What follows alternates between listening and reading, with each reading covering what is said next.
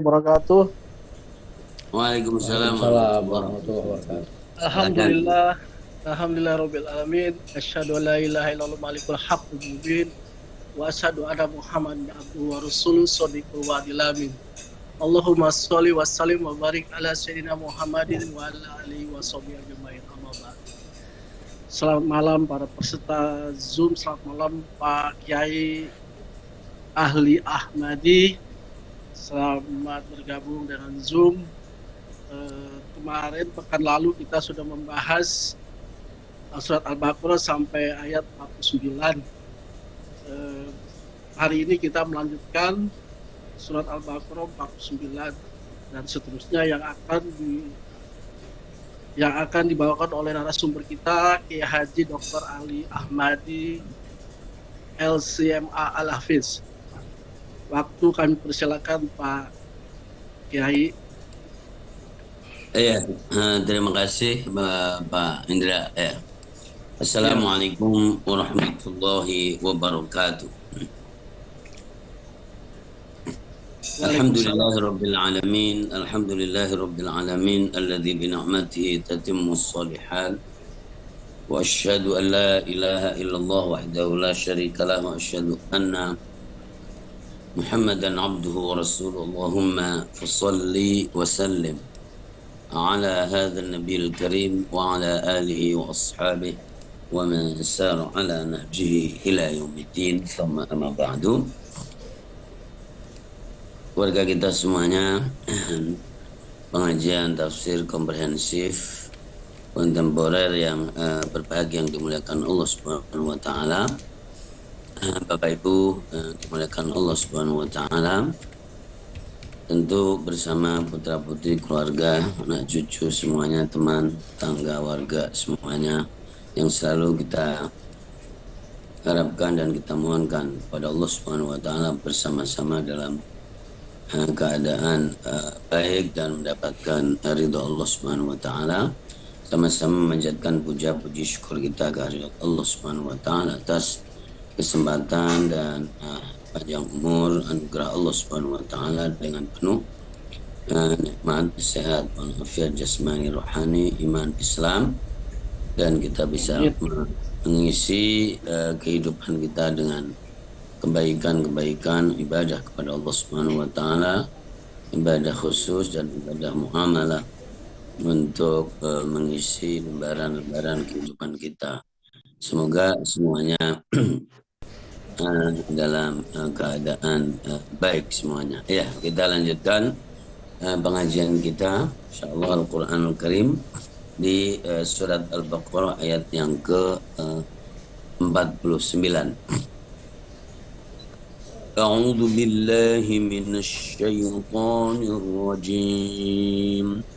Bismillahirrahmanirrahim. وَإِذْ نَجَّيْنَاكُمْ مِنْ آلِ فِرْعَوْنَ يَسُومُونَكُمْ سُوءَ الْعَذَابِ يُذَبِّحُونَ أَبْنَاءَكُمْ وَيَسْتَحْيُونَ نِسَاءَكُمْ وفي ذلكم بلاء من ربكم عظيم وإذ فرقنا بكم البحر فأنجيناكم وأغرقنا آل فرعون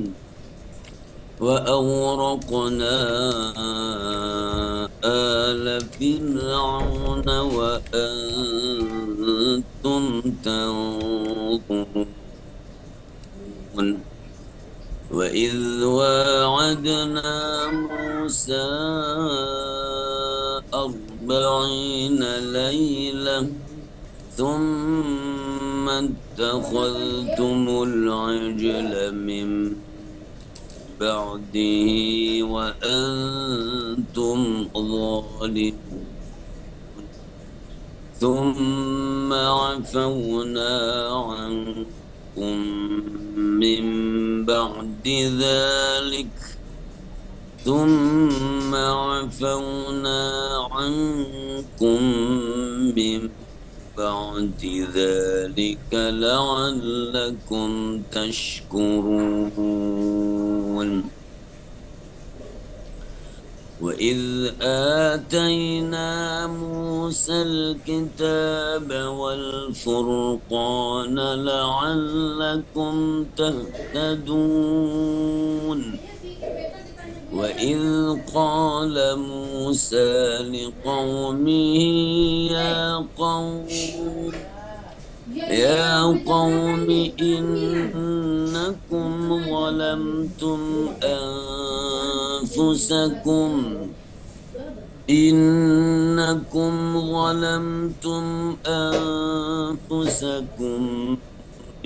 باتخاذكم العجل فتوبوا إلى بارئكم فاقتلوا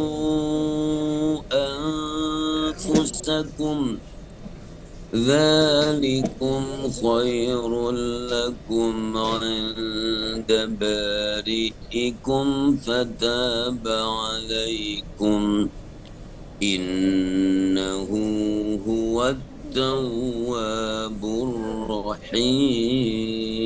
الرحيم. Astagfirullahaladzim. Pak Ibu, silakan baca terjemahannya dulu. Rena mau pakai mana mejanya? Ini kuning.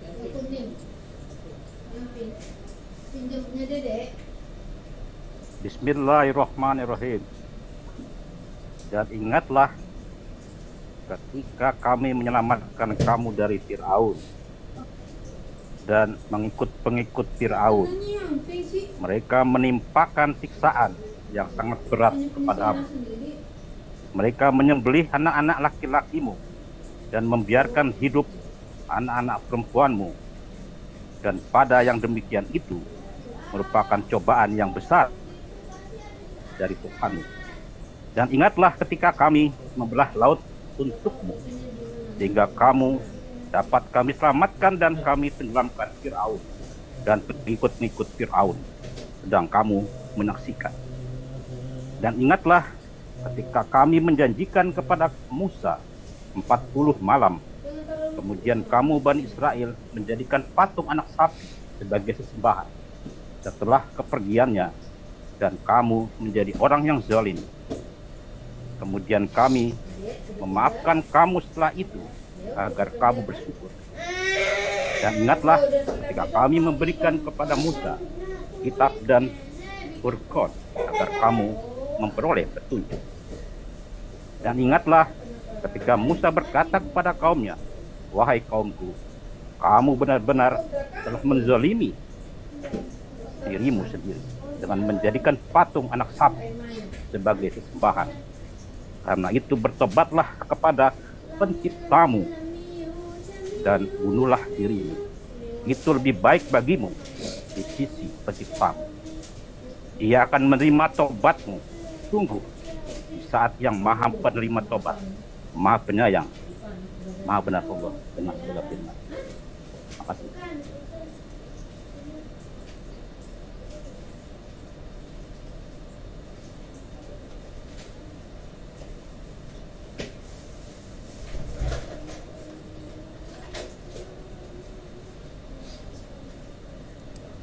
Mic-nya belum dibuka Pak Ustadz.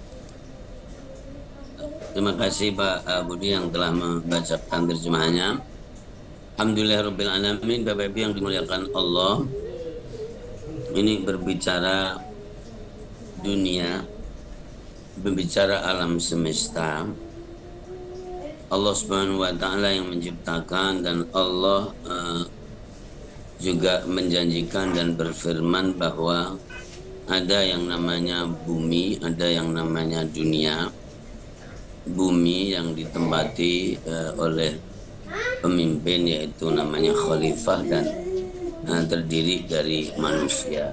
Di awal ayat yang ke-30 mengatakan itu, dan mulai ayat 40 berbicara tentang etnis yang namanya Bani Israel.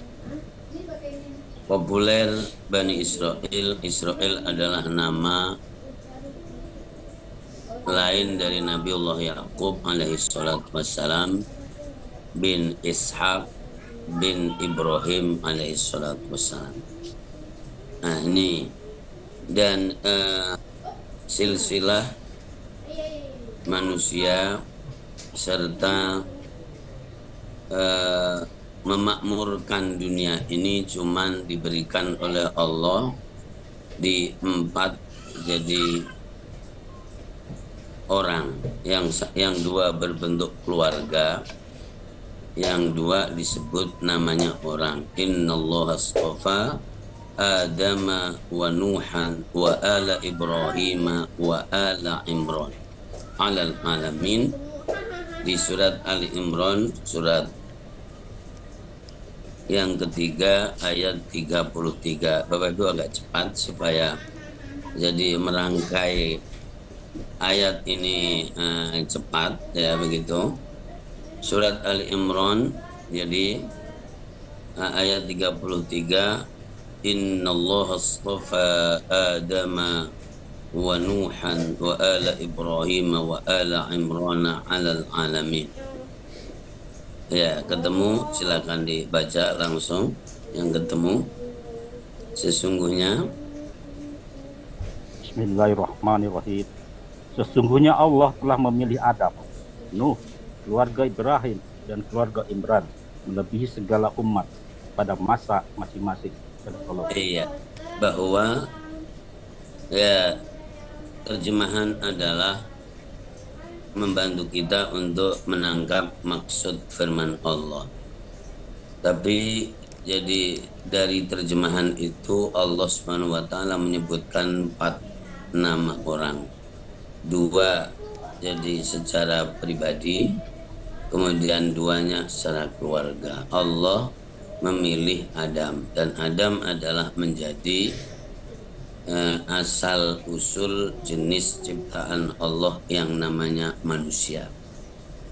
Ya, kemudian Allah memilih Nuh 1000 tahun kemudian dari Adam, maka jadi Nabiullah Nuh alaihi salatu wassalam, dan tentu semua yang ada dari jenis manusia ya pada waktu itu telah binasa kecuali yang ada di perahu.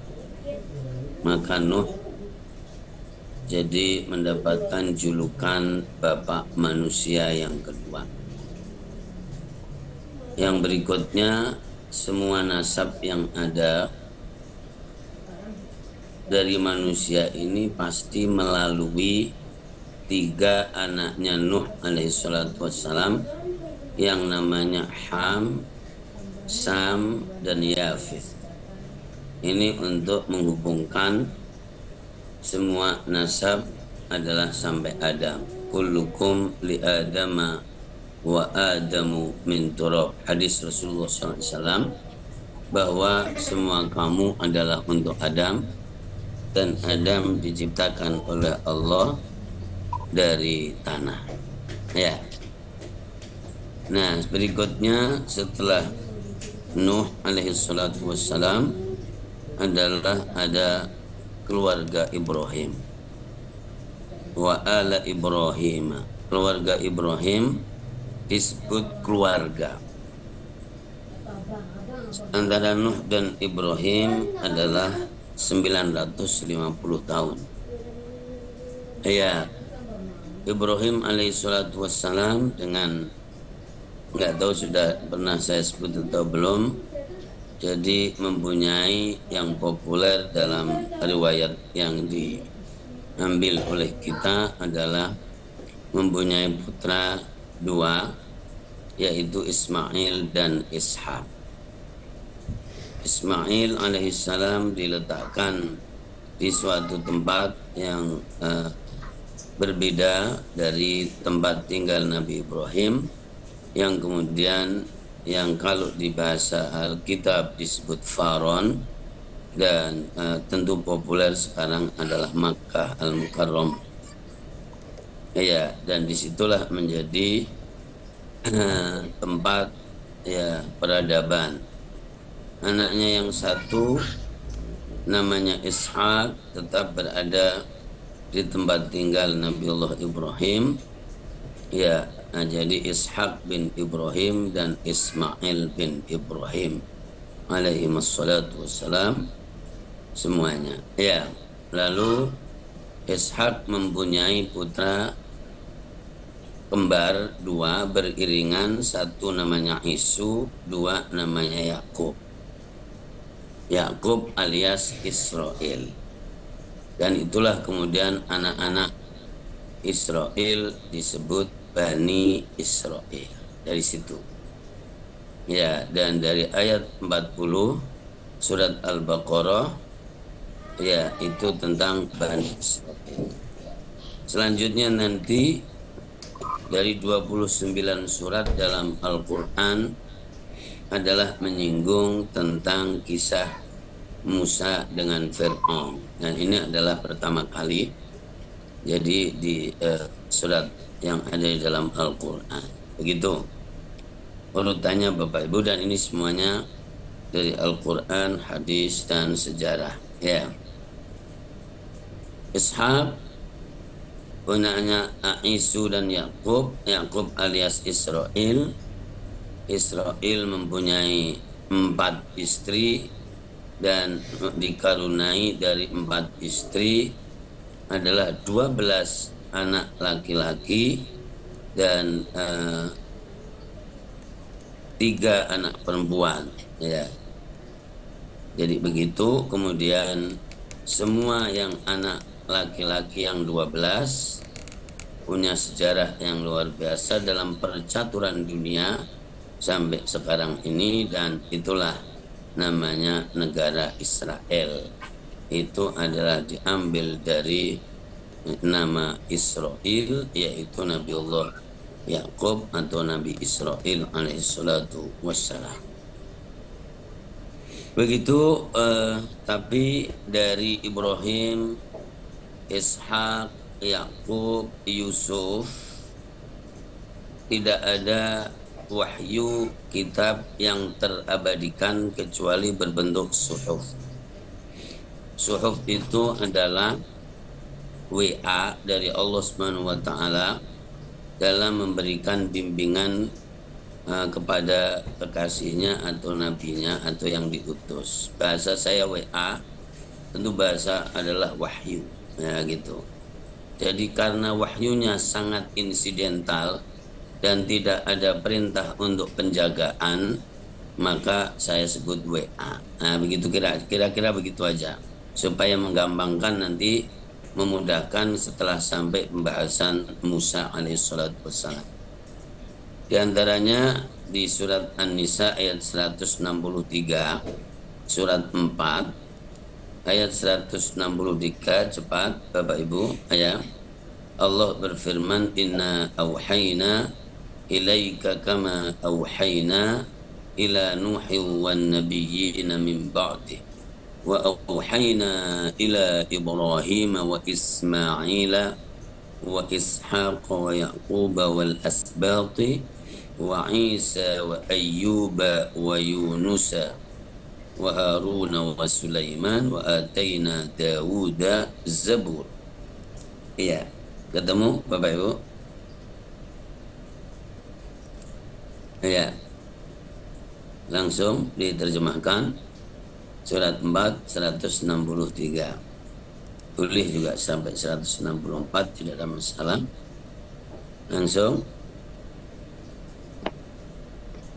A'udzubillahi minasyaitonirrajim. Bismillahirrahmanirrahim. Sesungguhnya kami telah mewahyukan kepadamu, hai Muhammad, sebagaimana kami telah mewahyukan kepada Nuh, nabi-nabi sesudahnya, dan kami mewahyukan pula kepada Ibrahim, Ismail, Ishak, Yakub, dan anak-anak cucunya, Isa, Ayub, Yunus, Harun, dan Sulaiman.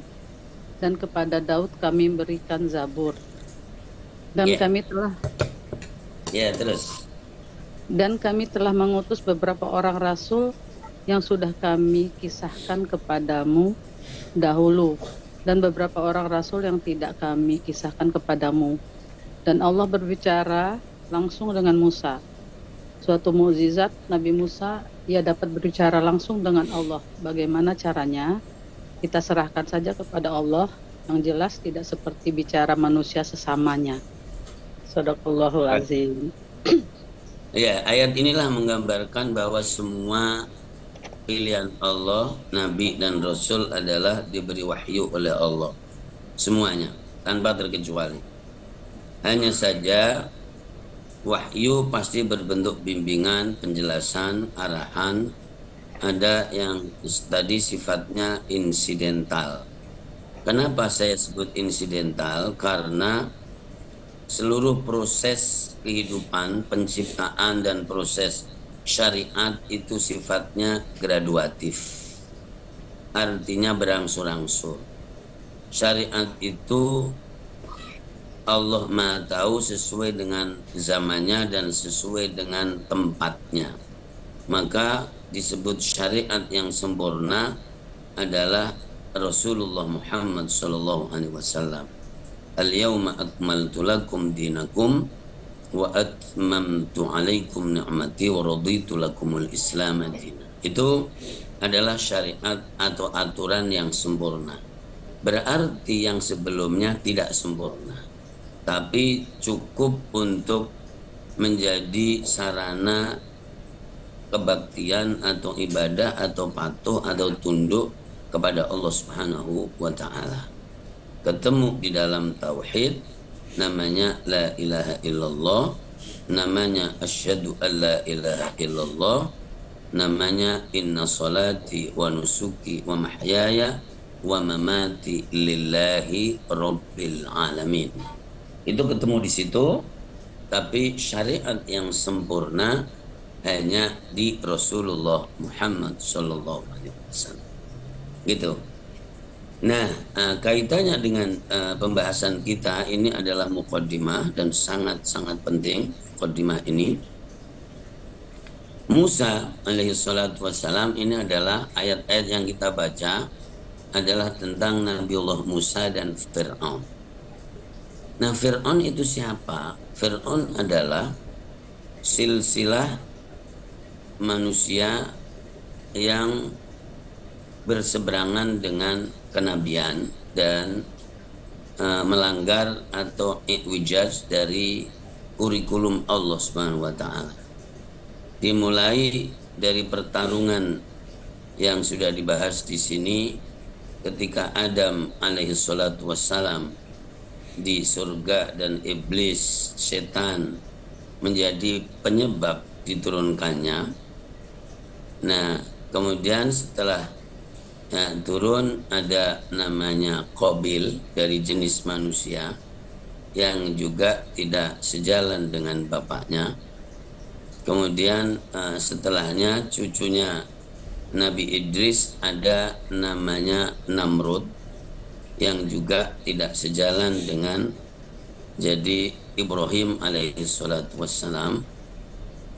Dan Ibrahim dihukum bakar oleh negara dan akhirnya kemenangan di Ibrahim tanpa ada teman, dan Nabi Ibrahim akhirnya dicabut izin tinggalnya di negara Namrud dan kemudian diusir, pencabutan kependudukan, dan sekarang istilahnya dicabut paspornya atau KTP-nya. Itu Ibrahim pertama kali.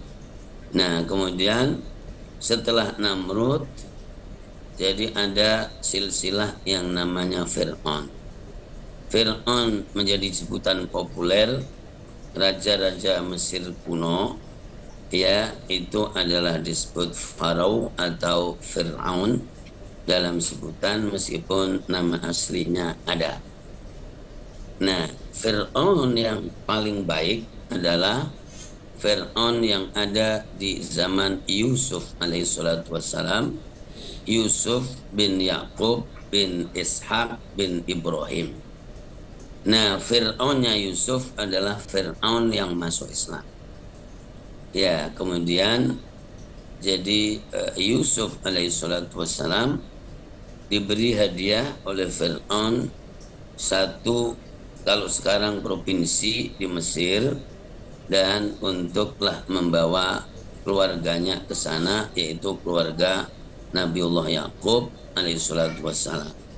Dan itulah kemudian ada kisah Bani Israel di Mesir. Nah gitu. Ini sangat kronologis. Lalu Nabiullah Yusuf alaihissalatu wassalam menjadi orang penting kedua dan penyelamat negara Mesir pada waktu krisis, dan kemudian diberi posisi atau ditawari posisi, dan Nabi Yusuf minta menjadi yang mengelola kesejahteraan, keuangan, dan semua, jadi penghasilan negara diatur oleh Nabiullah Yusuf alaihissalatu wassalam. Melalui kekuasaannya dan meyakinkan jadi Fir'aun, maka Nabi Yusuf berhasil bersama-sama untuk mengganti ideologi negara, yaitu jadi diganti dengan ideologi tauhid atas ridho Fir'aunnya. Nah ini Bapak Ibu, dan akhirnya Nabiullah Yusuf membawa Nabiullah Yakub dengan keseluruhan saudaranya ke Mesir dan berkembang biak yang banyak. Lalu Nabiullah Yusuf minta izin cuti selama 1 bulan ketika ayahandanya Yakub jadi wafat dan diantarkan ke bumi Kan'an di Babilonia, atau di bagian itu yang telah disiapkan oleh ayahnya Nabiullah Ibrahim, kakeknya, dan semuanya dimakamkan di situ. Nabiullah Yusuf sendiri adalah wafat jadi di Mesir. Dan di dalam wasiat terakhirnya Nabiullah Yusuf mengatakan kepada seluruh Bani Israel yang ada, wahai Bani Israel dan saudaraku semuanya, nanti kamu akan ketemu Fir'aun yang tidak seperti Fir'aun sekarang ini. Pada waktunya ketika kamu sudah diperbudak, maka kembalilah ke tanah keluarga kita yang ada di Syam. Nama Palestina dulu belum ada nama itu. Maka jadi kembalinya kepada tanah leluhur, begitu bahasanya. Maka bawalah jadi jasadku ke tempat itu.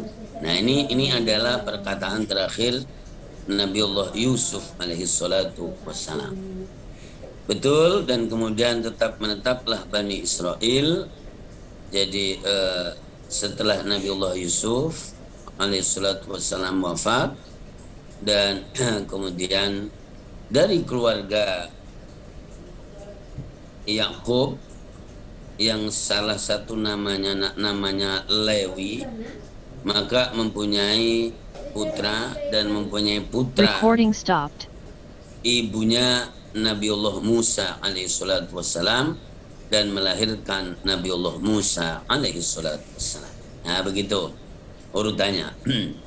Nah ini Bapak Ibu yang dimuliakan Allah Subhanahu wa taala, makanya Nabiullah Musa adalah nabi yang sangat populer di Bani Israel, dan nanti adalah nabi yang jadi sejarahnya, kisahnya paling banyak disebutkan di dalam Al-Quran Karim bersama Fir'aun. Ya, dan Nabiullah Musa hanya diutus untuk jadi menyelamatkan atau mengajak kembali, lebih tepatnya mengajak kembali Bani Israel dari Mesir untuk kembali ke tanah leluhur, sebagaimana yang ditulis oleh Nabiullah Yusuf alaihissalatu wassalam. Kelahiran Nabiullah Musa alaihissalatu wassalam bisa dibaca di awal surat 28, setidaknya adalah ayat 1 sampai 10 setidaknya, karena surat Al-Qasas ini adalah bercerita tentang itu.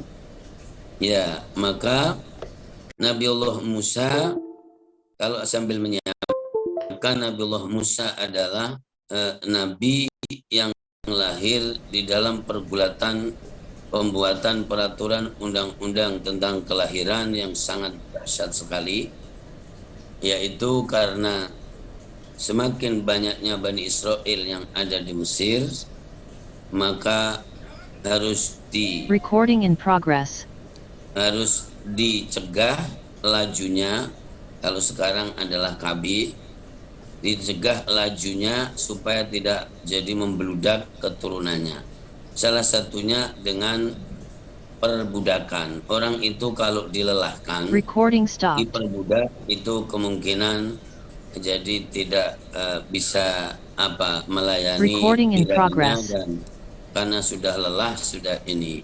Tapi ternyata tetap aja, dan tentu salah satunya lagi dibuatlah peraturan. Jadi bahwa jadi pembatasan itu, dan lagi apalagi ketika jadi Fir'aun pada zaman itu kemudian mendapatkan bisikan ya dari para spiritualisnya yang melingkupinya, dukunnya, sihirnya, bahwa sesuai dengan penerawangan kami adalah kamu akan ditumbangkan oleh bayi yang akan lahir laki-laki. Nah, disitulah kemudian Fir'aun membuat peraturan bahwa semua bayi yang lahir laki-laki maka harus dibunuh. Sadis tentu. Lalu banyak yang demo, kemudian dirubahlah peraturannya bahwa setahun dibunuh, setahun dibiarkan hidup. Jadi itu kira-kira kronologi yang ada. Dan Nabiullah Musa lahir, silahkan dibaca di awal surat Al-Qasas tadi. Ya. Surat 28.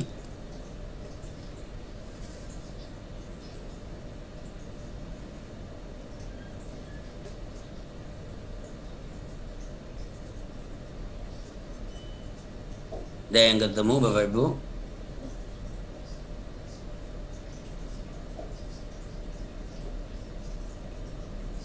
Ayat berapa Ustaz?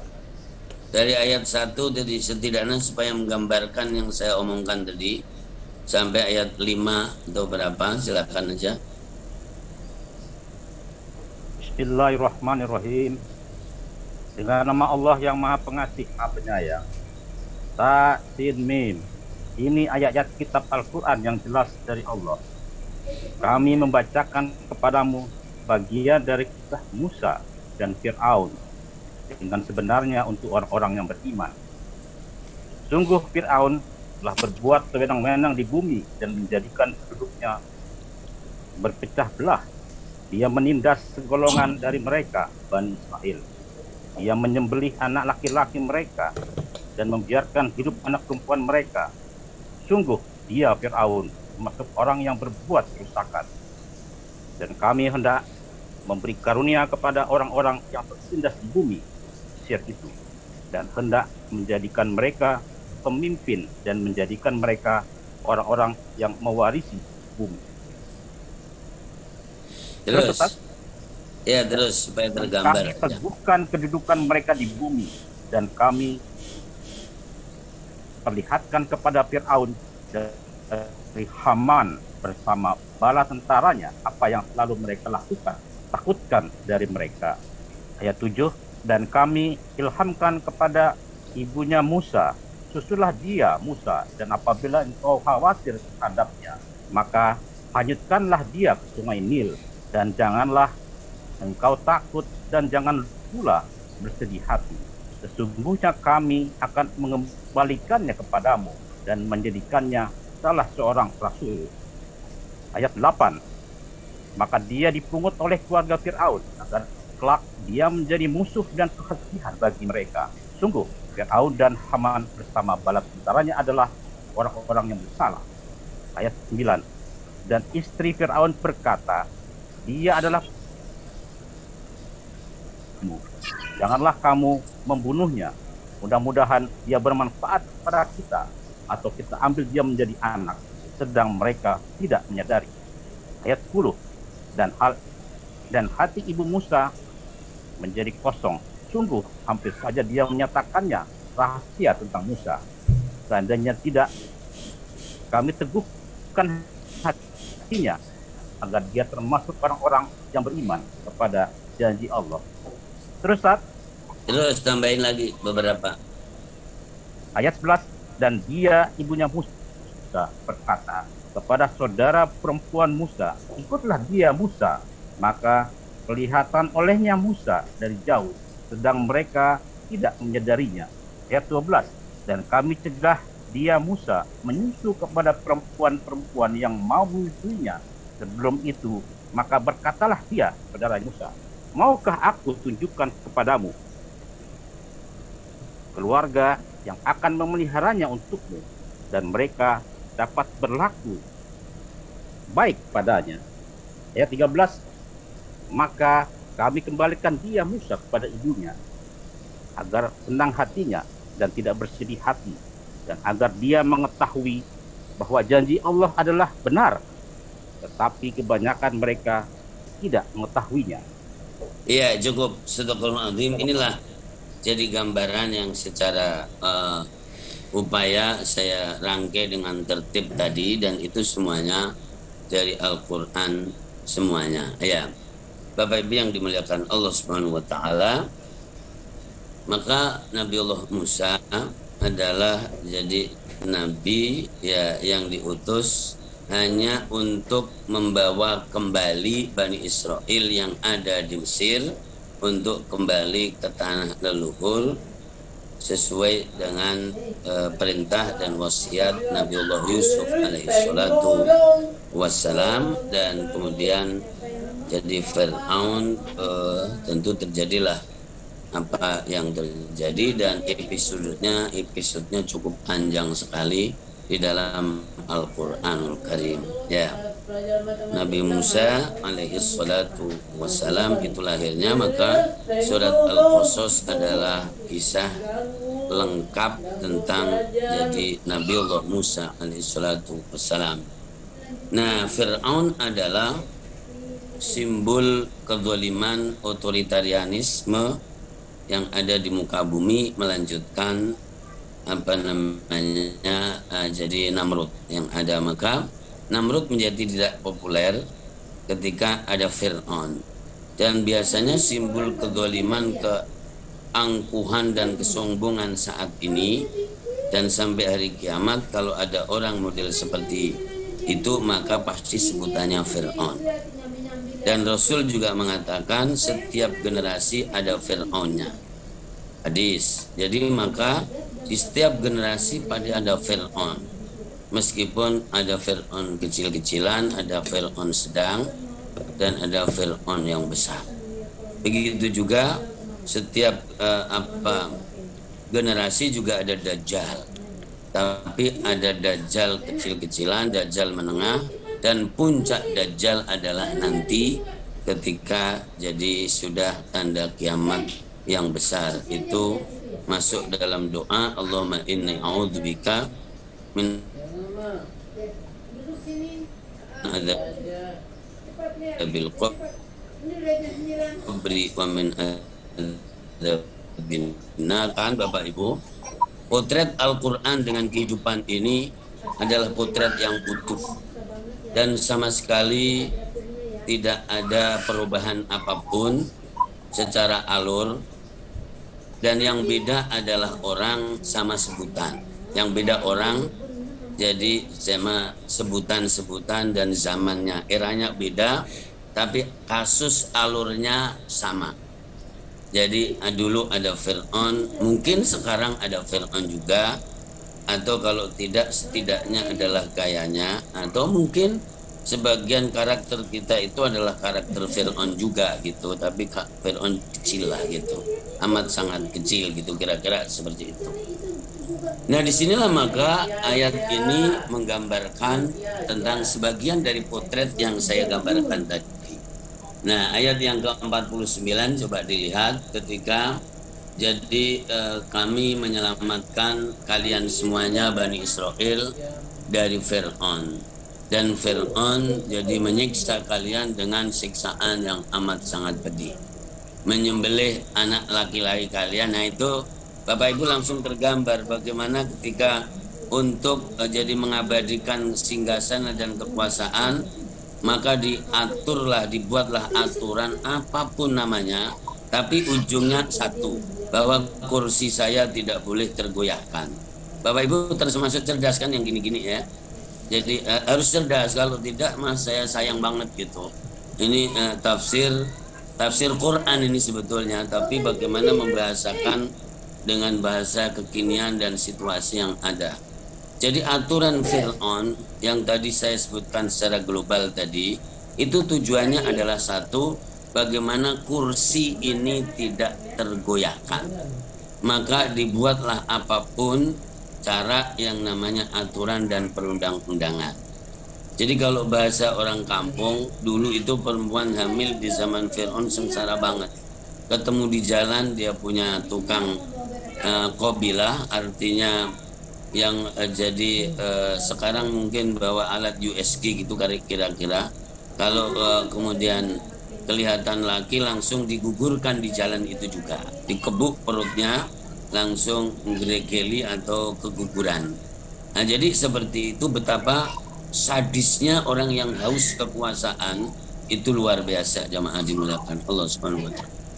Yasumunakum su'al adzab yudabbihuna abna'akum wa yastahyuna nisa'akum, dan mereka membiarkan hidup para perempuan. Para perempuan tentu tidak usah gembira, karena hidup ini perempuan saja tanpa laki adalah sebuah bencana. Laki doang tanpa perempuan juga bencana juga, karena memang sudah menjadi sunnatullah, ada laki ada perempuan. Begitu. Nah, ini maka jadi di dalam kecerdasan rekayasa orang, di situ pasti ada kebodohan yang mereka tidak sadari. Bagaimana dia jadi cuman membiarkan hidup perempuan sementara tidak ada lakinya. Kebahagiaan apapun tidak akan bahagia kecuali tentu ada kebahagiaan rohani dan kebahagiaan seksualitas. Itu juga masalah yang penting. Diturunkannya Nabi Adam ke dunia karena ada yang namanya bahagia seksualitas, birahi namanya. Maka hadis Rasulullah mengatakan, kalaulah ada nikmat yang paling nikmat yang secuil diturunkan dari surga ke dunia, itu adalah jadi hubungan antara laki dan perempuan di saat mencapai puncaknya. Itu pun meskipun dalam puncak, manusia itu selalu dalam kelelahan. Laqad khalaqnal insana fi kabad. Sungguh aku ciptakan manusia itu dalam kelelahan. Artinya apa? Tidak ada kebahagiaan pada dasarnya di dunia ini. Semakin kebahagiaan itu tinggi, kepuasan itu tinggi, maka lelahnya akan mengiringi yang sama. Mempertahankan kursi itu kebahagiaan tertinggi bagi seseorang yang sedang berkuasa. Tapi lelahnya membuat rekayasa juga luar biasa juga. Begitu. Bapak Ibu pada cerdasnya yang gini-gini ya. Dan itulah Fir'aun, salah satu sifatnya Fir'aun itu seperti itu. Oke, nah su'al adzab yudabbihuna abna'akum wa yastahyuna nisa'akum wa fi dzalikum bala'um min rabbikum 'adzim. Ayat seperti ini bukan sekali saja, di surat Ar-Ra'd juga ada, di surat Al-Qasas tadi juga ada beberapa ayat yang menggambarkan seperti itu. Ya. Tapi dalam muqaddimah tadi sudah memberikan frame, ini adalah jadi kisah Musa dengan Fir'aun. Ya, tapi ini sebetulnya udah di pertengahan Bapak Ibu. Karena di dalam awalnya jadi Musa adalah keluarga Fir'aun. Karena yang merawat adalah Fir'aun. Cuman Allah punya skenario dan Musa tidak mau menerima susu siapapun dari perempuan. Allah yang menyetingnya dan akhirnya jadi ditunjukkan jadi oleh saudara perempuannya yang nyamar. Jadi penyamaran dari dulu sudah ada. Ya. Kemudian memberitahu dan akhirnya Fir'aun membuat sayembara dan akhirnya Musa disusui oleh ibunya sendiri dan ibunya jadi meminta izin kepada Fir'aun, ya Tuhan, bagaimana kalau anak ini saya bawa ke kampung saja, nanti kalau sewaktu-waktu Tuhan butuh dan rindu saya akan datang. Inilah yang selalu saya katakan, Musa adalah memakan uang anggaran APBN dan hidupnya di kampung. Nah itu jemaah dimuliakan Allah. Karena ongkosnya dari istana Fir'aun. Nyambung ya Bapak Ibu ya. Ini luar biasa, cerita yang sangat unik sebetulnya. Dan itu dijamin benar karena itu Quran. Ya. Jadi kemudian jadi selalu dikirim bulanannya. Belum ada rekening BCA BNI pada waktu itu, belum ada, tapi dijamin bahwa Musa adalah memakan anggaran negara. Ya, dan Musa nanti di surat pada waktunya di surat Asy-Syu'ara nanti diutus oleh Allah untuk mendakwai Fir'aun bapak angkatnya. Di surat Asy-Syu'ara, di surat Toha nanti seperti itu. Nah ini semuanya luar biasa. Tapi ayat yang 49 dan seterusnya ini adalah jadi penggalan kisah di perjalanan Nabi Allah Musa alaihi salatu wassalam. Wa idh faraqna bikumul bahra, ayat yang ke-50, dan ingatlah ketika kami membelah jadi kalian untuk kalian atau dengan kalian lautan. Ini juga disebutkan di surat Asy-Syu'ara, fa anjaynakum wa aghraqna ala fir'aun. Dan kami selamatkan kalian.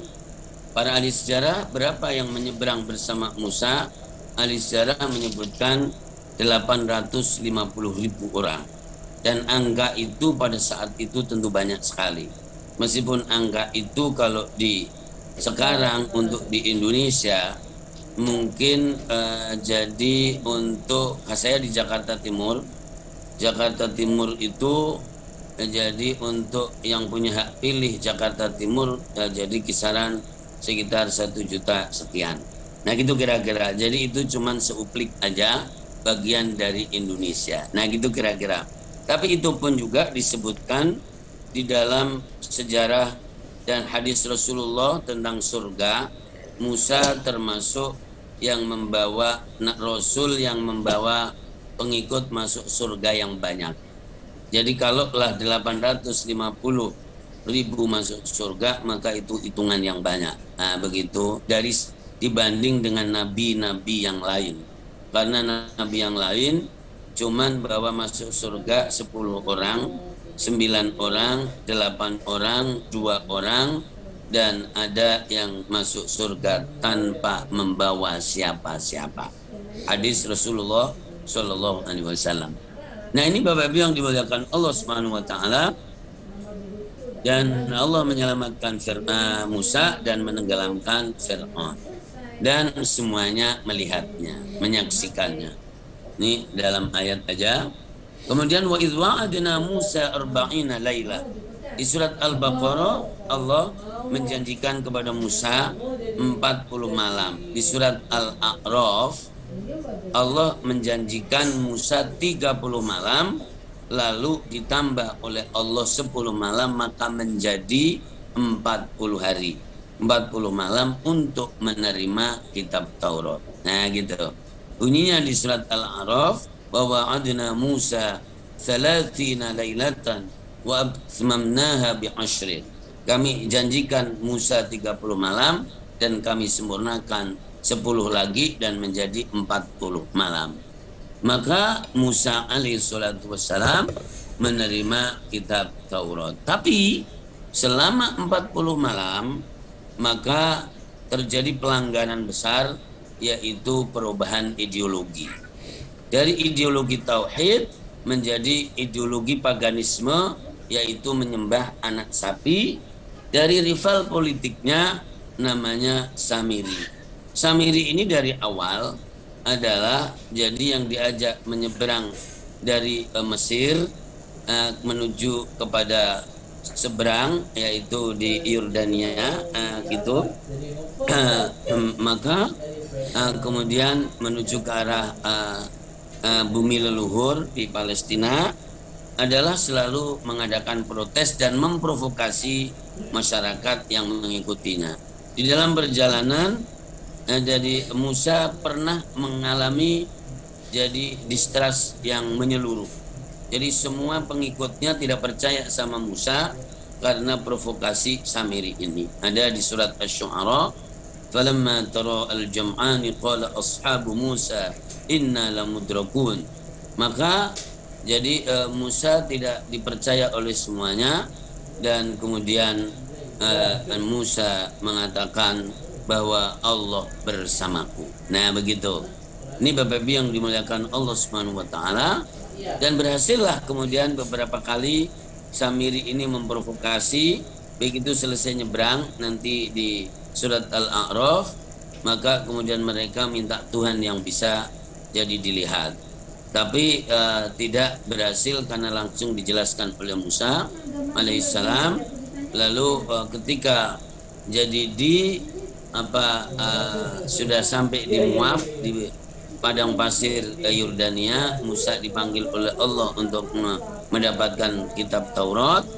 Maka disitulah keberhasilan jadi merubah ideologi menjadi ideologi paganisme, yaitu kemusyrikan, menyembah anak sapi.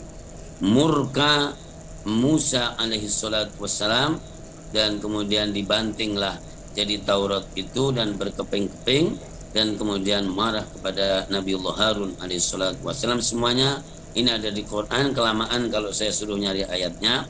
Jadi Bapak Ibu yang dimuliakan Allah Subhanahu wa taala, jadi akhirnya jadi Samiri dihukum oleh Musa, didoakan supaya tidak bisa betah hidup dengan sesama manusia. Akhirnya dia jadi terkabulkan doa Nabi Musa, dan dia meninggal dengan sendirinya di padang pasir karena kalau melihat manusia dia ketakutan luar biasa. Nah itu jadi ayat yang wa'adna Musa 40 lailatan thumma takhadtumul ijla min ba'di wa antum zalimun. Tapi meskipun demikian, kesalahan Bani Israel yang cukup besar, tapi Allah selalu memberikan tempo, kesempatan dan memaafkannya. Maka Allah Subhanahu wa taala memberikan Musa Alkitab yang pembeda, la'allakum tahtadun, barangkali jadi kalian semua Bani Israel bisa berada di jalan yang baik. Ya, wa idh qala Musa liqaumihi, dan dulu hukum itu adalah seperti ini di zaman Musa. Ketika orang melakukan jadi pelanggaran muamalah, pelanggaran sosial yang besar, ya, wa idh qala Musa liqaumi, wahai kaumku, kalian melakukan kezaliman yang besar, ya, maka mengganti ideologi Allah tauhid kepada paganisme itu adalah kesalahan besar. Maka doa syirik itu adalah dosa besar. Dosa syirik itu dosa besar. Maka hukumannya jadi disuruh bunuh diri. Jadi bunuh diri itu ada dari dulu sebetulnya. Nah begitu. Caranya adalah jadi dua orang berhadapan-hadapan dan masing-masing menyuduk, jadi membunuh yang ada di hadapannya. Kayak zaman kalau di panti ada ketoprak gitu, atau ada jadi orang yang memusuhi pura-pura dekat, ngerangkul lalu disuduk dengan kerisnya, ya begitu. Maka dengan melakukan itu dan taat patuh kepada hukum, maka berarti Allah akan mengampuninya nanti, ya begitu. Jadi dzalikum khairul lakum inda bariikum fataba alaikum innahu huwat tawwabur rahim. Saya kira ini Bapak Ibu global, dan saya memberikan jadi sebuah gambaran yang Jadi cukup luar biasa, inspiratif sebetulnya ini, bahwa semua kalau saya itu melihat kejadian yang ada ini, ya saya membiasa-biasa aja karena di Quran secara isyarat semuanya sudah ada.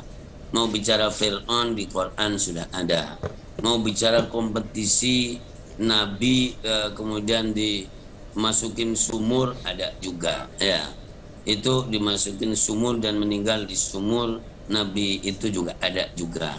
Jadi luar biasa, kompetisi yang luar biasa dan adu kesaktian istilahnya. Musa dengan seluruh timnya Fir'aun adu kesaktian.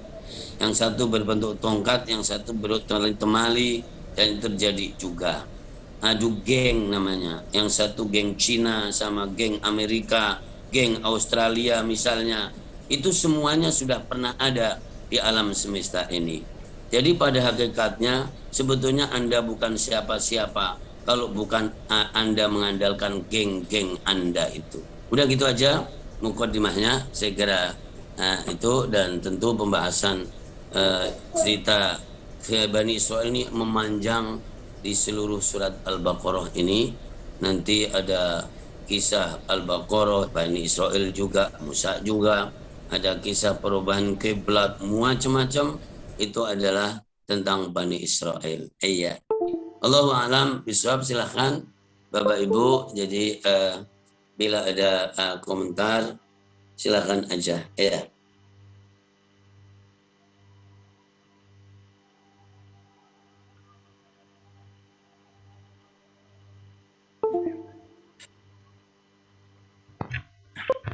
Assalamualaikum warahmatullahi wabarakatuh. Waalaikumsalam warahmatullahi wabarakatuh. Terima kasih Pak Kiai. Kalau kita cermati tadi Pak Kiai sudah menceritakan dari Al-Quran bahwa Fir'aun itu sebenarnya sebutan atau sifat dan sampai sekarang pun ada. Tentunya kita dengan mengambil ibroh dari istilahnya perjalanan yang lalu, kira-kira seperti apa untuk kondisi sekarang, Pak Ustaz? Terima kasih. Kondisi sekarang secara eksplisit bedanya cuma satu doang. Satu, orang kalau disebut Fir'aun nggak mau, meskipun dia sebetulnya hampir mirip dengan Fir'aun, itu satu. Yang kedua, secara eksplisit tidak mengaku menjadi Tuhan, tapi perbuatannya kayak dia Tuhan. Kalau Fir'aun terang-terangan dia mengaku menjadi Tuhan. Nah gitu kira-kira. Ada 5 yang disebutkan dengan Al-Quranul Karim bahwa Tuhan mengaku ana rabbukumul a'la, ya, yang ada di juz 30. Nah tapi misalnya ada pemimpin yang model begitu atau orang, ya cuman kan tidak ngaku aku ini Tuhan kalian, kan tidak bilang begitu kan. Ya meskipun dalam beberapa hal di dalam memberikan aturan rambu-rambu itu kadang-kadang jadi juga setidaknya adalah menabrak, ya. Jadi katakan yang definitif misalnya aturan Allah Subhanahu wa taala itu sering terjadi. Tapi tentu ada bahasa yang tepat. Ini adalah yang pas buat kami pada saat ini, kan biasanya begitu. Tapi tetap nabrak-nabrak juga begitu. Ya. Itu setiap saat pasti ada di seluruh kalau orang biasa jadi rakyat tidak sampai begitu, tapi itu umumnya di dunia dari waktu ke waktu itu adalah perilaku pemimpin, ya. Ya, jadi begitu misalnya, jadi ambillah dari jadi kemudian nggak usah jauh-jauh lah, nggak usah jauh-jauh dari kepemimpinan Islam. Jadi itu kan yang tentu dijaminkan Khulafaur Rasyidin 4 itu kan, itu dan itu sudah disebutkan Rasulullah itu 30 tahun. Kemudian jadi setelah 30 tahun ada yang menggigit, bahasa hadis. Menggigit itu apa? Jadi ternyata semuanya masih muslim, tapi kemudian dengan kepemimpinannya kalau kita lihat juga luar biasa carut marutnya, dan kemudian mungkin dari sisi moralitas banyak hal yang tidak pas, meskipun Islam masih menjadi dijunjung tinggi. Nah, jadi begitu. Kemudian ada Malikun Jabbar. yaitu pemimpin yang diktator dan otoriter, kan begitu kan? Ya kalau misalnya mau dihitung dari Rasulullah 30 tahun selesai di Sayyidina Hasan radhiyallahu anhu, ya, dan kemudian pindahlah kepada sahabat Muawiyah radhiyallahu anhu, dan itu pun akan berubah kepemimpinannya menjadi imperator, jadi Umayyah atau Bani Umayyah. Itu berjalan sekitar 100 tahun. Kemudian jadi tragis juga perpindahannya kepada Bani Abbasiyah atau Al-Abbasiyah. Nah, itu adalah berjalan sekitar hampir 800 tahun dengan jadi beraneka ragam fluktuasi yang ada. Masuk sekte-sekte yang luar biasa, masuk paham-paham yang masih Islam, misalnya pernah lama dengan paham misalnya Mu'tazilah, rasionalis yang sangat tinggi misalnya, kan model begitu, tapi tetap Islam masih mempunyai posisi dan mempunyai tempat. Secara formal tentu tahun 1258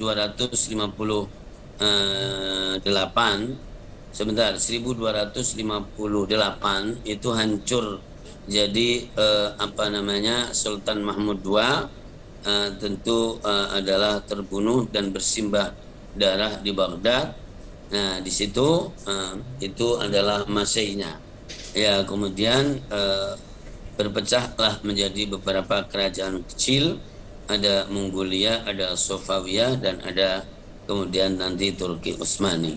Secara formal bentuk-bentuk yang tadi ada baunya Islam, kekhilafahan, hancur total, yuridis formal dan semuanya, maka di tahun 1924 dengan menghapuskan sistem kekhilafahan. Sebetulnya baru-baru saja, dan kemudian semuanya mengikuti yang disebut sistem modern, yaitu istilah demokrasi atau apapun, yang kemudian mengikuti istilah trias politika, jadi Jefferson, Montesquieu, dan Rousseau. Begitu kira-kira, dan tentu diantaranya kalau di kita adalah percaturan negara kita yang kita cintai ini, dan tentu mulai hitung kebangkitan adalah 1908 Budi Utomo, diikuti dengan upaya-upaya sosial kemasyarakatan tahun 1911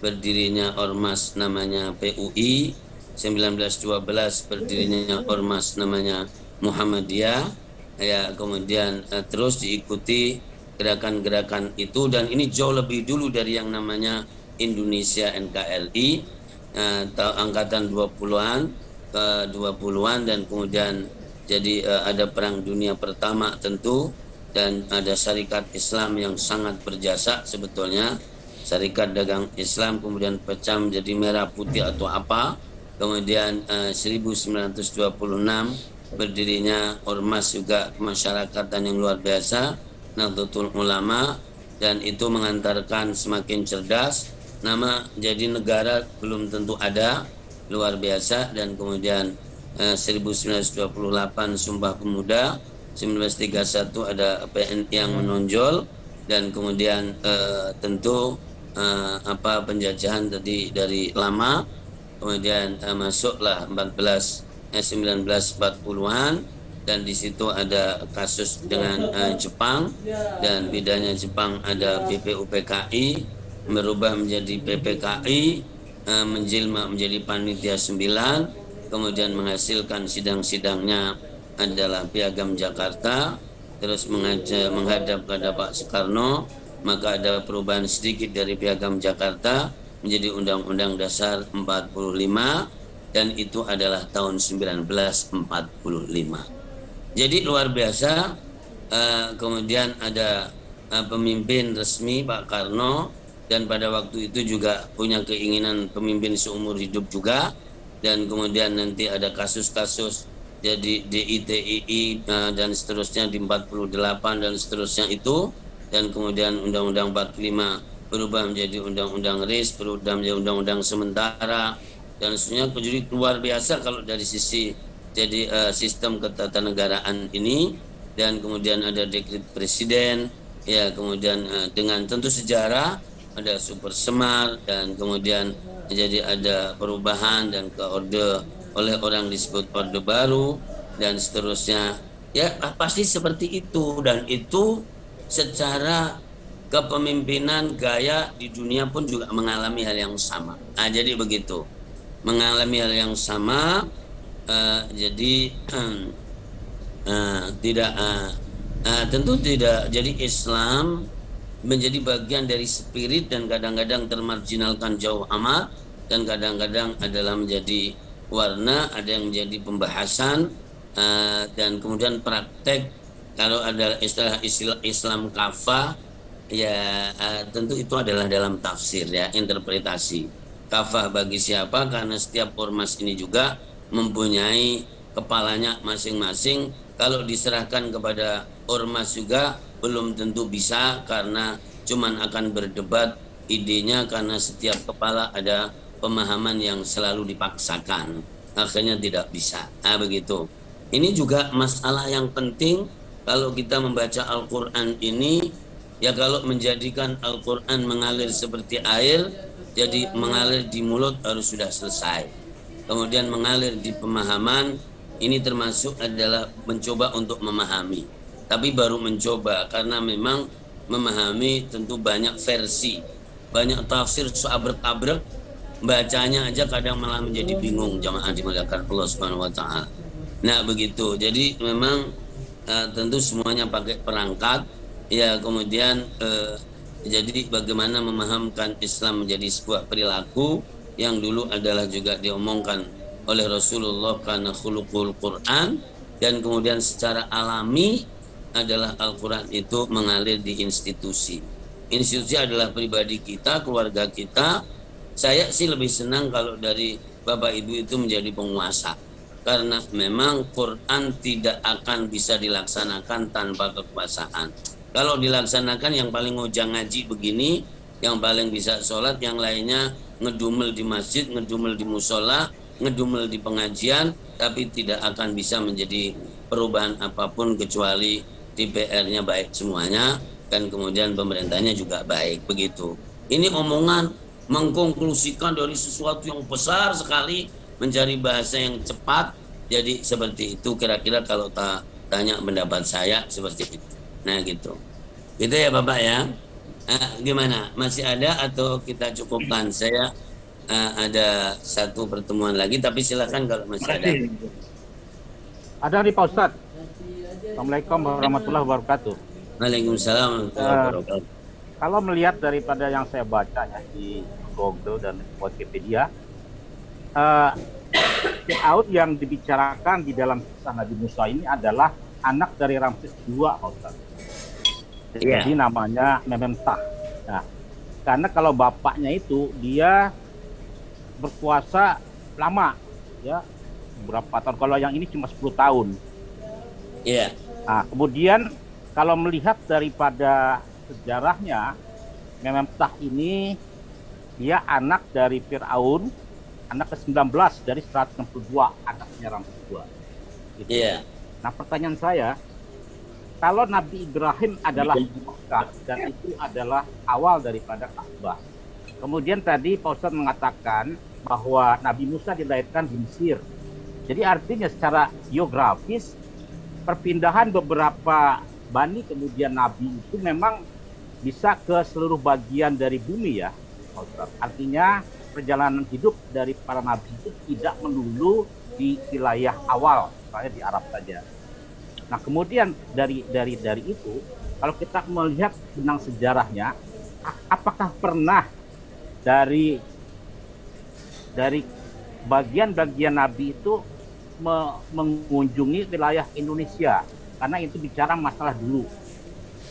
Apakah sejak dari zaman itu, pada saat kita masih kerajaan-kerajaan dan masih beragama ateis? Terima kasih. Wassalamualaikum warahmatullahi wabarakatuh. Waalaikumsalam warahmatullahi wabarakatuh. Kalau bicara referensi, maka tidak ada yang lebih kuat referensi dari wahyu. Nah, wahyu itu adalah Al-Quran dan kitab-kitab yang sebelumnya. Ya, sebagaimana yang disebutkan dalam Al-Quran Karim, ada Taurat, Zabur, dan Injil. Tapi kalau jadi dari sisi originalitas kebahasaan yang sekarang ada cuma tinggal Quran. Ya, yang ada. Silakan Bapak Ibu sambil ngecek di Google, sekarang bisa boleh apa aja. Jadi itu adalah yang ada cuman Al-Quran. Misalnya Bapak Ibu ngecek, jadi apakah sekarang masih ada Alkitab atau kitab-kitab wahyu yang masih jadi berada dalam posisi awal diturunkannya. Tulis di Google, nanti pasti akan menjawab tidak ada. Masih misalnya memakai bahasa Ibrani, Aromi atau Yunani, dan silakan, masih sudah dibilang tidak ada. Nah, maka kita jadi referensi adalah referensi Al-Quran. Itu satu. Yang kedua, bahwa alhamdulillah yang membaca jadi Al-Quran dan kemudian sains dan ilmu pengetahuan ini tentu adalah jadi orang-orang dulu bukan orang-orang yang bodoh secara ilmu pengetahuan, karena jadi bisa menggunakan wahyu. Kalau tidak percaya dengan wahyu, mereka juga mempunyai ilmu-ilmu alam yang luar biasa. Jadi seperti jadi ekspedisi dan kemudian penentuan jadi kehidupan, ada yang memakai ilmu perbintangan, ilmu macam-macam dan seterusnya. Meskipun kebenarannya adalah relativitas. Di dalam Al-Quran pun Qur'annya benarnya 100%, tapi benar yang dipahami oleh manusia juga relativitas juga. Nah, begitu. Jadi masalah pemahaman jadi manusia juga relativitas, kecuali Nabi dan Rasul yang dijamin benarnya oleh Allah dan diluruskan kalau melakukan kesalahan.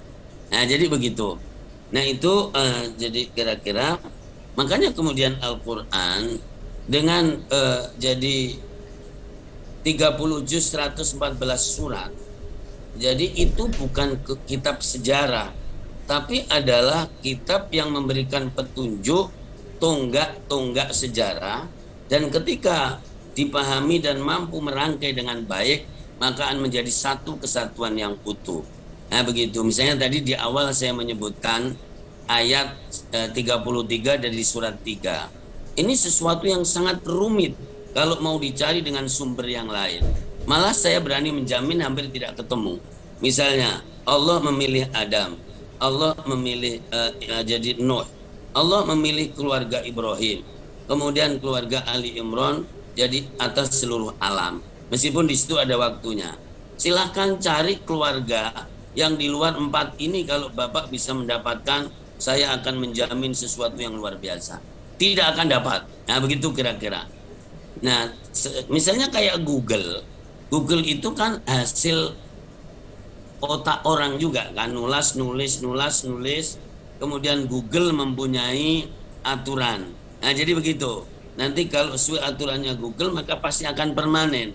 Kalau tidak sesuai aturan Google, pasti akan mengatakan bahwa makalah ini ataupun jadi tulisan ini jadi perlu diedit atau apa, pasti ada begitu tulisannya. Nah, gitu.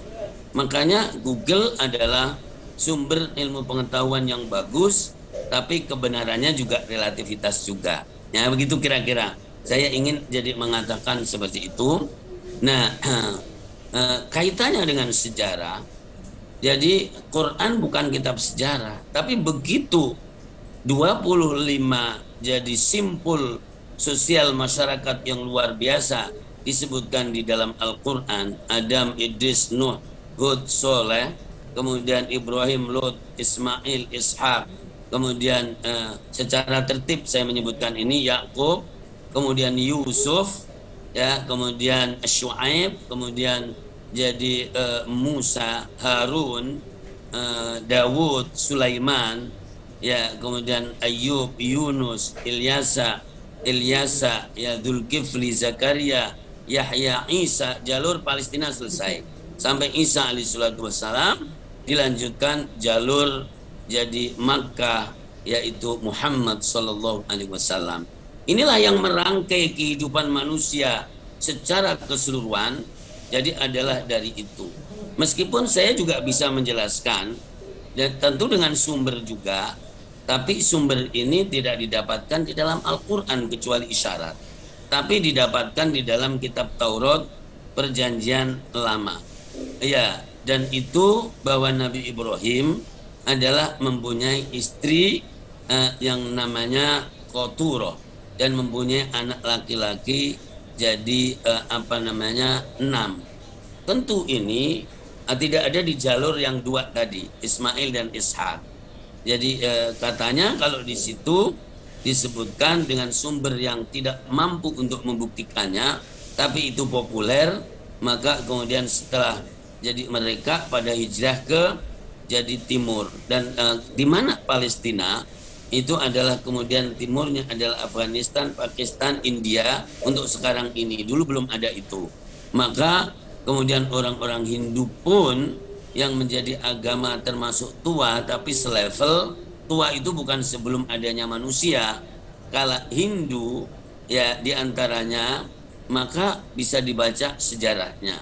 Mereka mengenal resi tapi tidak mengenal Rasul, ya begitu. Mereka mengenal dewa dan begitu seterusnya, dan itu pun dikoreksi oleh Buddha setelah 500 tahun kemudian, dan dia adalah seorang keturunan raja yang bisa ditelisik dan ditelusuri nasabnya, dan kemudian dia berontak karena ada yang namanya kasta, dan kemudian itulah muncul jadi Buddhisme. Itu adalah jadi 500 tahun jadi setelah berkibarnya Hindu, dan itu berbarengan dengan itu ada agama Konghucu yang disebut Konfuse, dari tokohnya dan seterusnya. Ini luar biasa, tapi jalur ini tidak disebutkan dalam Al-Quran secara eksplisit. Tadi di ayat yang ke 164 surat An-Nisa ada ayat Allah, wa rusulan qad qasasnahum alaika min qablu wa rusulan lam naqsusum alaik. Dari ayat inilah kemudian para ahli tafsir sebagiannya mengatakan bahwa Konfuse itu adalah nabi, Buddha itu adalah nabi, ya karena memang secara ucapannya adalah tidak ada yang bertentangan. Jadi kalaulah kemudian pengikutnya pada menuhankan Konfuse atau jadi Buddha, itu adalah permasalahan umatnya, tapi Buddha dan Konfuse kalau mau ngeklik di Google sekarang juga itu pasti dia adalah jadi orang yang baik. Konfuse mengatakan aku adalah guru akhlak dan bukan Tuhan. Itu adalah perkataan Konfuse. Itu adalah 600 tahun sebelum Masehi. Kalau Buddha 560-an jadi sebelum Masehi. Artinya sezaman dengan siapa? Sezaman dengan Nabiullah Sulaiman alaihi salatu wassalam. Jadi kita bisa mempertemukan dua versi yang sangat indah. Jadi Bapak Ibu yang dimuliakan Allah Subhanahu wa taala. Ada seorang penulis kontemporer katanya Nabi Sulaiman itu adalah jadi pernah di Indonesia. Bahkan ada yang mengatakan perahunya Nabi Nuh itu dibuat dari kayu jati dari Jepara. Sorry, ini kalaulah misalnya benar, tentu tidak punya referensi yang akurat. Ya begitu loh. Ya, jadi itu cuman ide dan ide. Itu Bapak ya. Tapi aku sudah ditunggu banyak orang ini. Saya kira nanti dilanjutkan yang lain waktu, dan memang agak serius juga supaya jadi Al-Quran ini menjadi asyik ya, menjadi indah, bukan belajar tajwid membaca, dan itu juga banyak salahnya masih, tapi bagaimana jadi mampu menyerap Al-Quran ini jadi satu di mulut pelan-pelan menjadi baik, di pemahaman jadi juga menjadi orang cerdas, karena Al-Quran diturunkan dengan bahasa Arab. Kata Allah di dalam surat Yusuf ya kan, ayat yang kedua, sengaja diturunkan dengan bahasa Arab supaya pada cerdas, jadi bukan menjadi orang yang bingung atau linglung. Luar biasa. Nah jadi seperti itu, dan nanti insya Allah ada waktu yang cukup. Amin ya rabbal alamin. Mohon maaf amin. Ya, karena sudah ada yang menunggu ya. Terima kasih. Saya tutup ya, Pak Ustadz ya. Ya, silakan. Alhamdulillah sudah berakhir. Semoga Allah memberikan manfaat dan barokah atas kejadian ini. Mari sama-sama kita mengucap hamdalah, alhamdulillahirrahmanirrahim, dan mari sama-sama kita tutup dengan kafaratul majelis. Subhanakallahumma wa bihamdika asyhadu an la ilaha illa anta astaghfiruka wa atubu ilaik. Akhirul kalam. Assalamualaikum warahmatullahi wabarakatuh. Jazakumullah khairan. Waalaikumsalam warahmatullahi wabarakatuh. Matur nuwun, saya langsung pamit ya. Assalamualaikum warahmatullahi wabarakatuh. Terima kasih banyak.